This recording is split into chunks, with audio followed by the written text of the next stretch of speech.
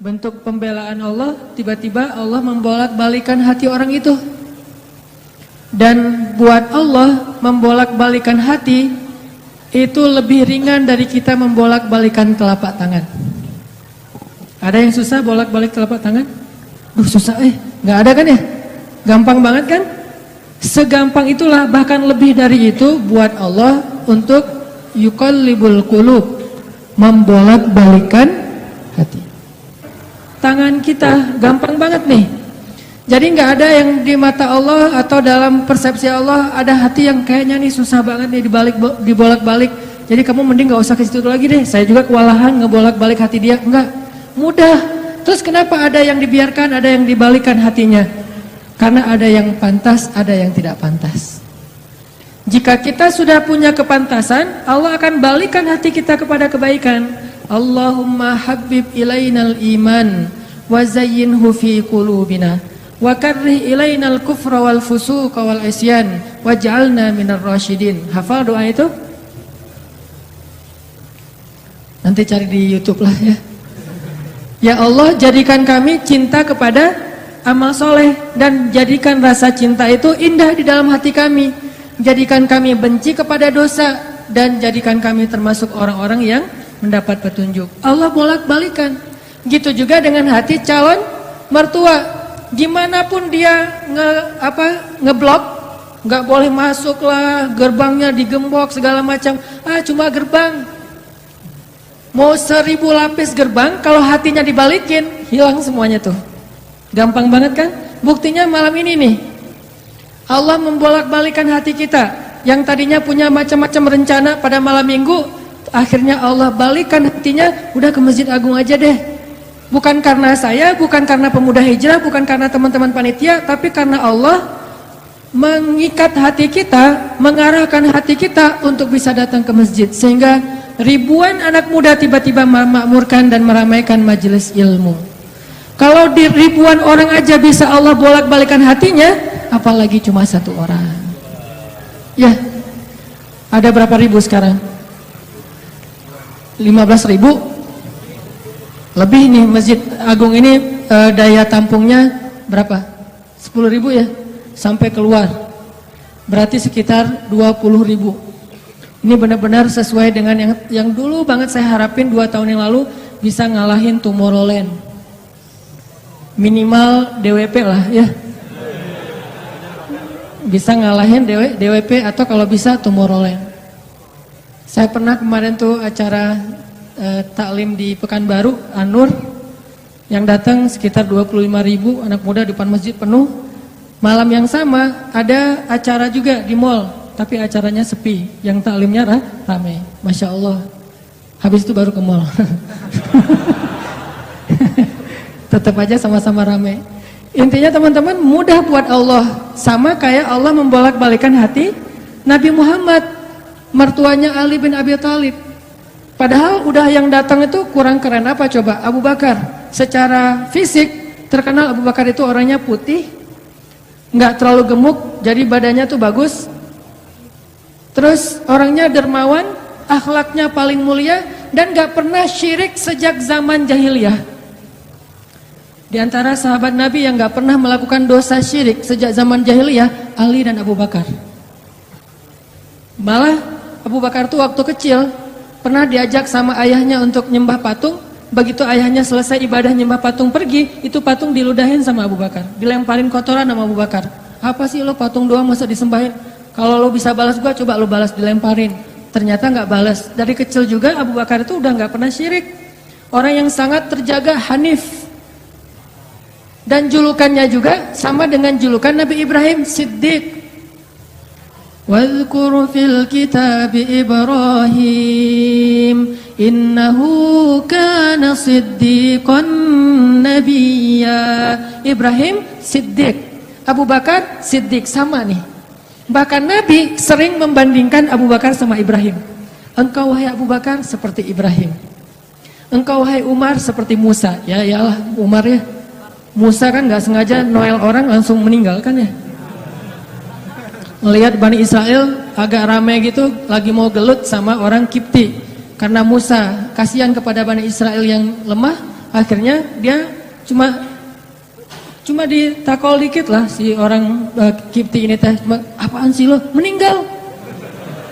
Belum diginiin, baru gini doang coba. Jadi kalau dulu ada ultimate fight, kayaknya Musa tuh juara bertahan tuh. Nah kalau di zaman Nabi, orang kayak Musa, Umar.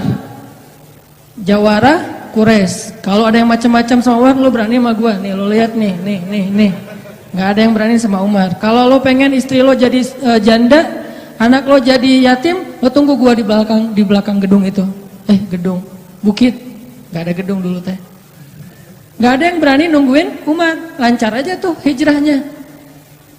Artinya Abu Bakar tuh sering dibandingkan kayak Ibrahim. Terus dengan Nabi akrab banget tuh Abu Bakar. Jadi kayak soulmate-an berdua tuh. Belum dapat risalah Islam juga, Nabi itu kalau jalan sama Abu Bakar jalan yuk kemana? Ngopi, kalau bahasa kita teh ngopi sama Abu Bakar berdua. Dari zaman sebelum Islam juga Nabi itu dalam tanda petik udah sering ngopinya sama Abu Bakar. Coba enak nggak nolak teman ngopi kita? Agak susah kan? Dia ngajak kemana? Nggak enak kan nolaknya? Ya udah gua datang gitu. Ali ngerasa wah nih yang datang nih saingan berat nih. Pernah bersaing dengan orang kayak gini? Pernah, cuman sering kalah. Nggak ada saingan juga masih ditolak ya, apalagi ada saingan. Nah itu mah saya banget, bukan teman-teman. Udah biasa ditolak, pada akhirnya diterima juga. Karena saya nggak mau menyerah. Datang Abu Bakar, mau ngelamar Fatimah. Ali pas tahu berita itu, ya udahlah berarti pupus harapan. Hashtagnya berhenti aja. Udah nggak bisa ngapa-ngapain. Tidak lama kemudian setelah Abu Bakar lama di rumah Nabi terus pulang, Ali merhatiin wajah Abu Bakar nih, wajah diterima atau wajah ditolak nih.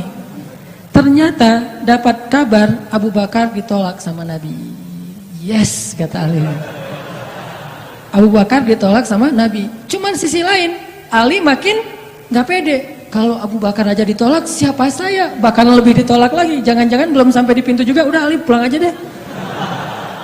Abu Bakar aja ditolak. Yang kurang apa coba? Akhlak luar biasa, agama terbaik, bahkan umat Islam paling baik imannya tuh dan amal solehnya Abu Bakar. Nggak ada tandingan lah. Mau ngelihat surganya di akhirat. Orang kaya di dunia dan kaya di akhirat tuh Abu Bakar tuh.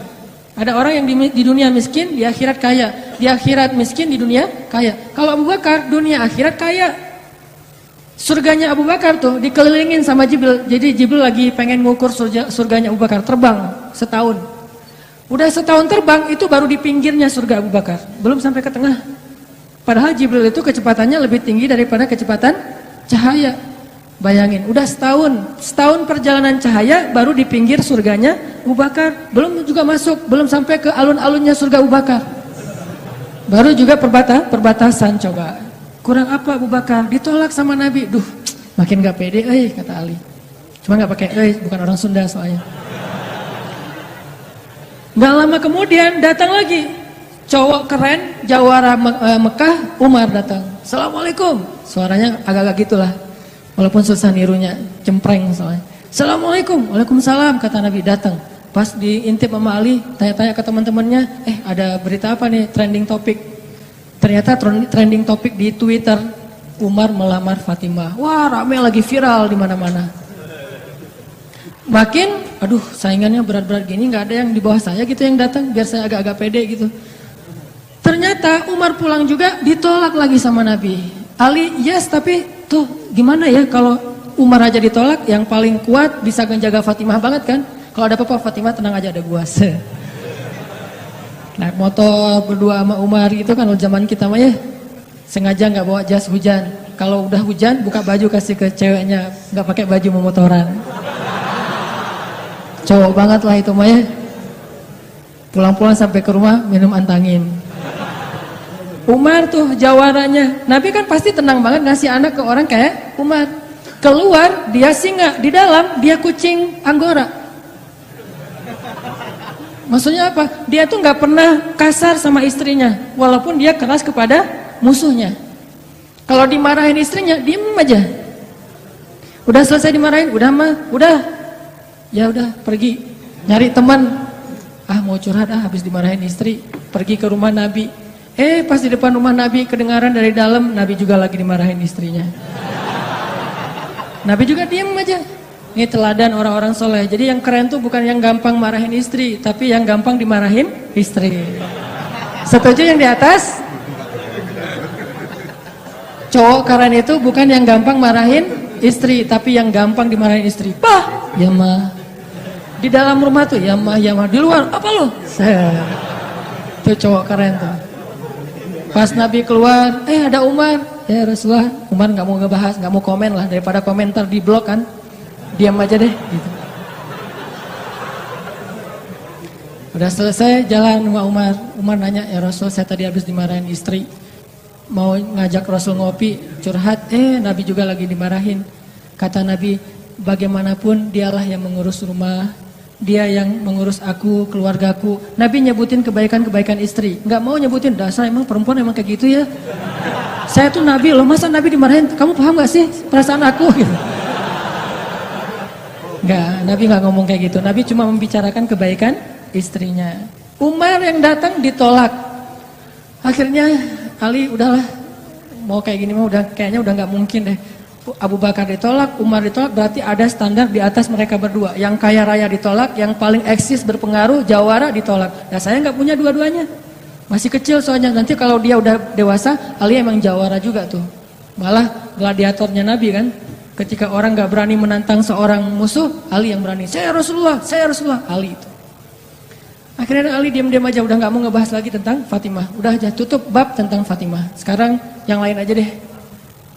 Tapi teman-temannya ngegojlokin terus. Ali. Kalau bahasa kita jomblo gitu. Dibully terus. Ustadz posting bully. Teman ngomong gak bully. Pokoknya bully nasional aja. Karena dibully-bully terus, akhirnya Ali memberanikan diri. Ya udah datang deh bertamu. Pokoknya malam ini diterima, ditolak, walaupun kemungkinan besar ditolak, saya harus datang dulu nih sama Nabi. Beraniin diri, gak usah majang mikir, datang. Assalamualaikum, waalaikumsalam. Ali masuk. Ada Nabi kan senang banget sama Ali ya, kesayangan Nabi banget lah pokoknya Ali itu. Duduk, ada apa Ali? Enggak, cuma pengen silaturahim. Nggak ngomong apa-apa coba. Cuma pengen silaturahim. Nabi sehat, mau diambil air hangat? Oh pokoknya gitu-gitu aja. Ali ada apa? Enggak ada apa-apa ya Rasulullah, cuma kangen aja pengen duduk sama Nabi. Kayak gitu aja terus. Lama-lama Nabi kan paham dan Allah yang kasih wahyu. Ali, kamu gimana sama Fatimah? Langsung Fatimah. Kebayang gak sih perasaan kita tuh sama orang yang kita kayak udah ngeklik banget, udah habis-habisan, pokoknya kalau nggak dia saya mending gak usah nikah deh, gitu ya. Kalau nggak dia mending saya jomblo aja seumur hidup. Kalau nggak dia mending saya bunuh diri aja. Udah gitu bunuh dirinya nggak mati lagi, kesangkut di tiang listrik. Ali itu udah hatinya tuh udah kena banget sama Fatimah, dan itu karena Allah yang mengikat hati mereka berdua. Pas Nabi bilang gitu, Ali langsung curhat. Ya Rasul, ya saya pengen, tapi saya nggak punya apa-apa. Kata Rasul, kamu punya apa? Saya di rumah tuh cuma punya 3 barang, 1 pedang, 1 onta, 1 baju besi. Gak punya emas, gak punya apapun. Kata Nabi, kalau pedang kamu butuh untuk berperang, onta kamu butuh untuk mengangkut air. Ya udah deh baju besi aja, bawa ke sini baju besinya untuk jadi mahar buat Fatimah. Beneran Rasul baju besi? Itu bajunya besi loh Rasulullah, bukan yang tangan kayak gitu apa cincin. Gak apa-apa kata Rasulullah. Keluar Ali, Allahu Akbar, Allahu Akbar. Orang-orang pada heboh, langsung muncul lagi trending topik hashtag Ali diterima. Coba. Kata Nabi, wahai Ali, bergembiralah, berbahagialah. Sesungguhnya sebelum aku menerima kamu, Allah sudah menikahkan kamu.